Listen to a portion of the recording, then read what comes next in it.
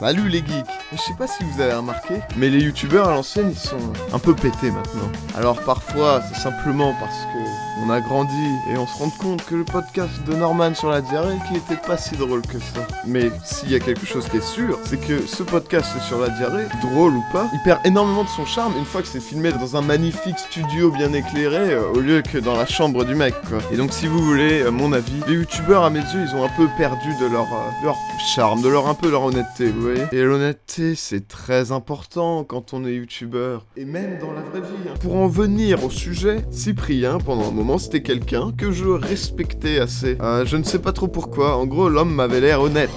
Jusqu'à ce qu'il sorte une vidéo, vraiment une, m'a tout fait changer. La vidéo c'est Tout a une fin, sortie le 5 décembre 2020. Bon déjà, pas besoin d'expliquer l'aspect putaclic du truc. Le titre Tout a une fin avec sa petite bouille triste. Il a changé le titre depuis mais bon... ça l'innocente pas à mes yeux. C'est une vidéo où il annonce le dernier tome, le 3e tome de Roger et ses humains. Parce que désormais, il va continuer en animation. Cette vidéo m'a fait absolument bouillir. Oui, je suis un humain bien développé qui rage toujours sur la vidéo de Cyprien. Comme tout le monde, je crois. Il y a une phrase, mais alors une phrase en particulier qui m'a mis en colère. C'est quelque chose comme oh, j'ai mis tous mes efforts et toute ma passion dans le livre, blablabla. Tu clashes dès que quelqu'un met une vidéo en ligne. Si vous êtes comme moi, et que vous avez lu Roger et ses humains, faut bien chercher pour trouver la passion et les efforts dans le bouquin. Donc j'aimerais aussi préfacer le reste de la vidéo en vous disant que je vais être absolument sans rase dans cette vidéo. Ce livre, Roger et ses humains 3 précisément, il m'a énervé comme personne m'a jamais énervé. Là, vous écoutez un homme parfaitement rationnel. Et bah du coup, qu'en est-il de ce bouquin ?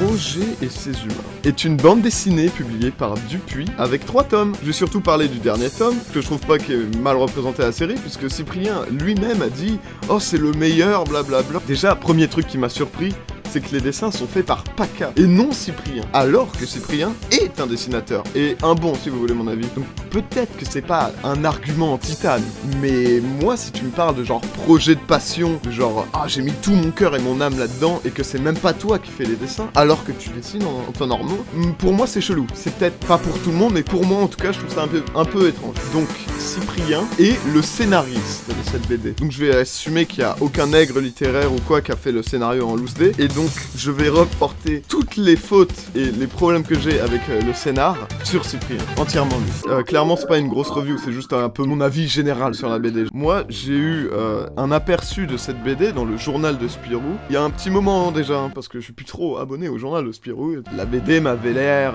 plutôt moyenne. Et alors vous vous demandez peut-être, mais pourquoi tu as acheté la BD dans ce cas-là? Alors, ça un peu hors sujet du truc, mais je vais le dire quand même, c'est parce que le 2e tome qui est sorti aux alentours de Noël, je l'ai acheté pour l'offrir à quelqu'un un peu comme un cadeau blague, tu sais. Et puis après, je me suis dit, ah mais tiens, je vais le vandaliser, genre je vais arracher des pages, je vais réécrire par-dessus et me marrer. Et du coup, j'ai fait ça avec le tome 2, et puis après, j'ai fait la même pour le tome 3, et je vais faire ça à mon ami Silver que vous pouvez entendre dans Enferville 1. Donc c'est pas très important pour la vidéo, je pense que c'est juste que ça vous ferait marrer. Alors, pour le contexte de pourquoi ça m'énerve autant Roger et ses humains, moi je suis un bon fan de BD franco-belge, particulièrement un peu dans la veine plutôt fluide glaciale, mais j'aime bien les choses un peu jeunesse comme Spirou ou quoi. Évidemment maintenant avec la dopamine de mort de YouTube, je lis moins qu'avant, mais c'est des BD qui ont fortement influencé ma culture, c'est proche de mon cœur. Et une petite recommandation personnelle, c'est Charlie Schlingo,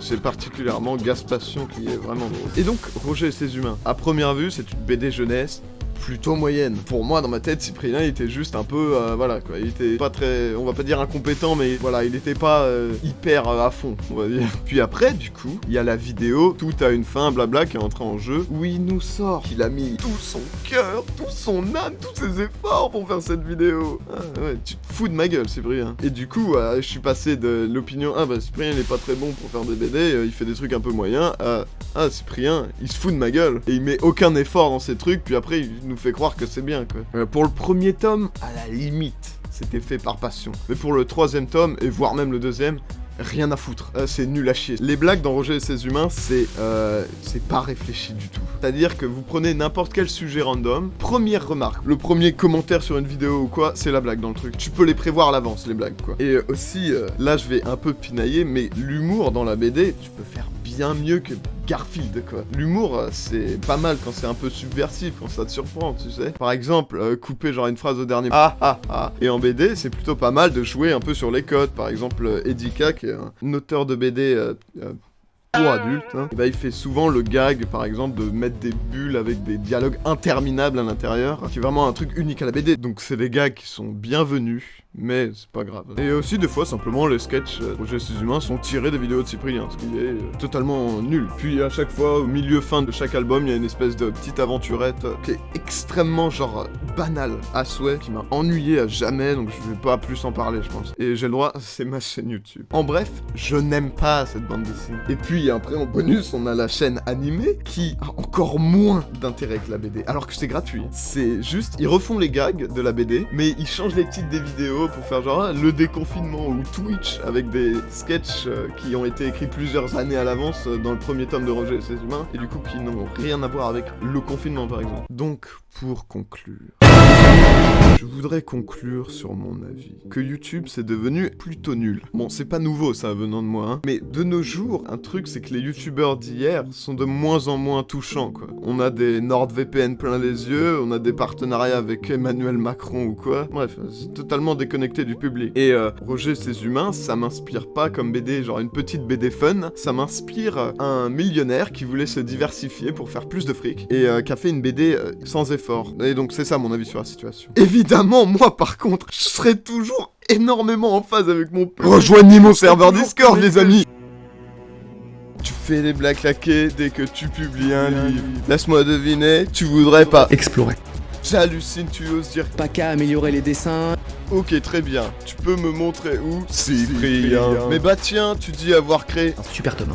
Mais faire du Garfield au rabais n'est pas suffisant. Publier un livre sans aucun effort, je sais c'est tentant. Mais ton livre, je ne donnerais même pas un orang-outan. Ça y est, ça me revient, ta tête d'auteur minable. Je l'avais vu sur une miniature totalement exécrable. Quand on recherche du bon dans ton album pété, on est déçu par toi dès là.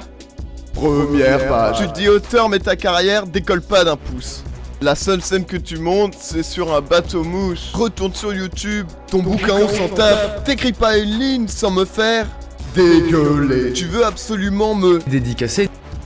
Tu m'as mis un avant-bouche dans le journal de Spirou, mais y a que des strips claqués et des blagues minables. En lisant ton bouquin, je me dis, t'as pas d'idée en tête. Tu veux créer un dessin animé sans rien à rajouter? Si Roger est une ligne de bus, pour lui c'est le terminus. Voici là ton invitation au congrès des minables. Va copier ma grand-mère pour un niveau équitable. T'as aucun talent, tu fais de la BD, tu penses te diversifier. Bref, tu sais que t'es officiellement le mag gloire du livre français. Cyprien, désolé, je voulais pas te lâcher.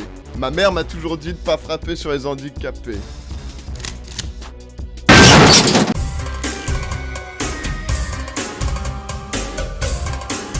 Tu auras l'épée du pouvoir. En appuyant sur le bouton 1, elle te donnera un coup. C'est cool, non?